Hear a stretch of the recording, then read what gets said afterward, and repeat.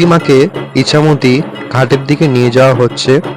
আজকের দিনে কিন্তু সমস্ত প্রতিমা এখানে নিরঞ্জন করা হয় ইছামতি ঘাটে।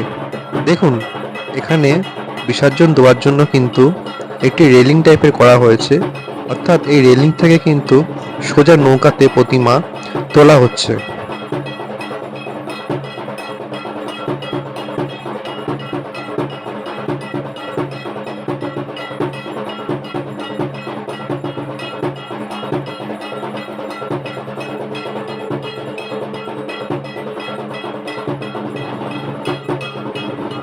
সমস্ত প্রতিমা পরস্পর লাইনে দাঁড়িয়ে আছে নৌকার ঘাটে যাওয়ার জন্য এবং নৌকাতে ওঠার জন্য। এই সমস্ত প্রতিমায় কিন্তু নৌকাতে যাবে, ইছামতি নদী ভ্রমণ করবে।